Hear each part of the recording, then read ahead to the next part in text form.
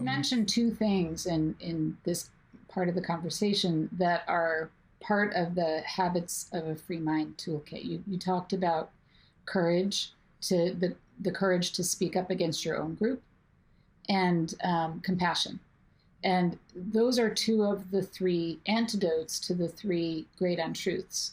So the first, the untruth of fragility, it requires courage to be anti-fragile. So that's the first antidote to the great untruth of fragility.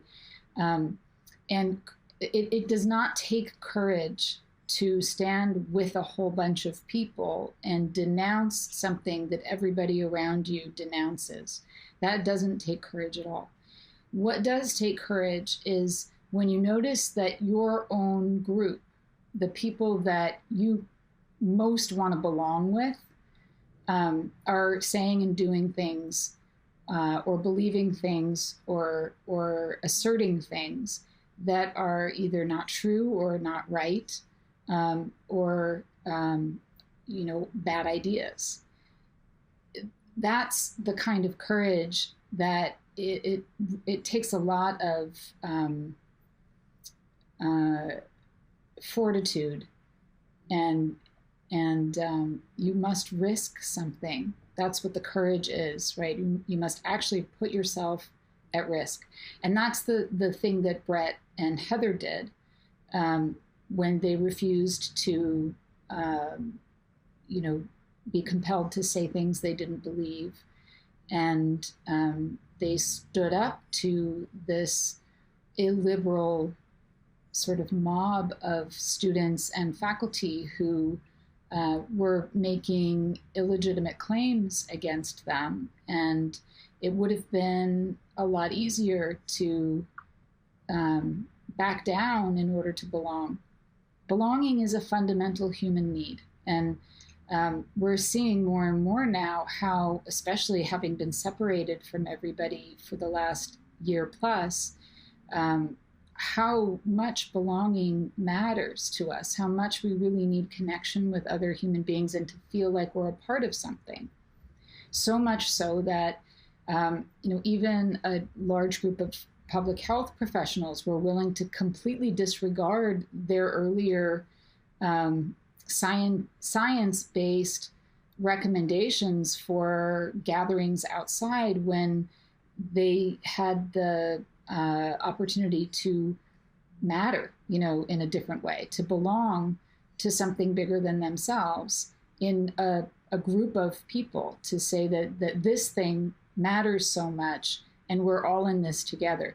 That's a really powerful motivator.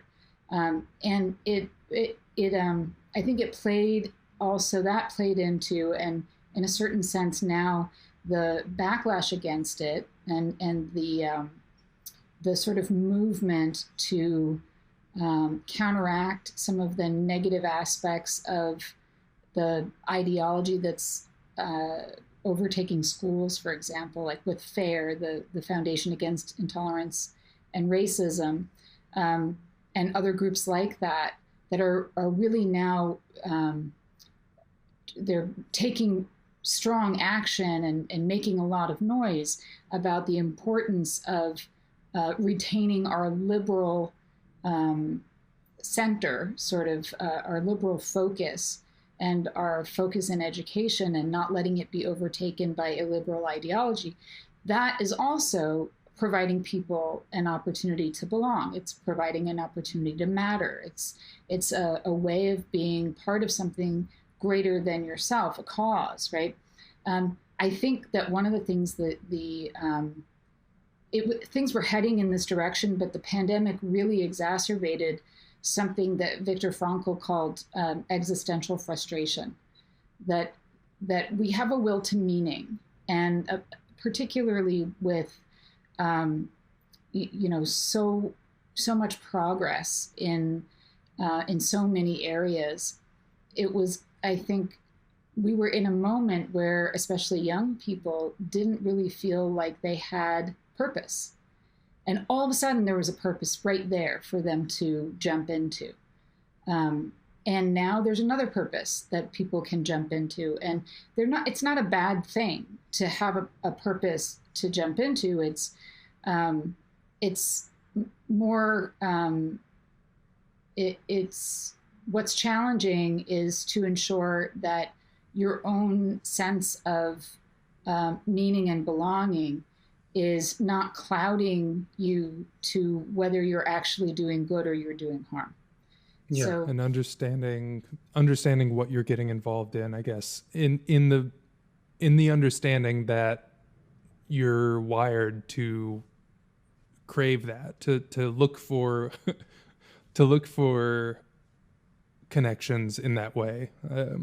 So I mean, you're incentivized to do that, to potentially overextend maybe, or again, with the preference falsification, just kind of not look as deeply at things if that means you get a little bit more of that belonging hit. And that's where the third aspect of the habits of a free mind toolkit comes in.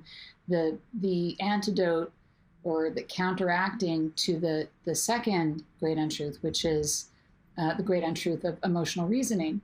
Always trust your feelings. So the way to counter that is with intellectual humility and being curious. So the importance of curiosity is something that I think is really under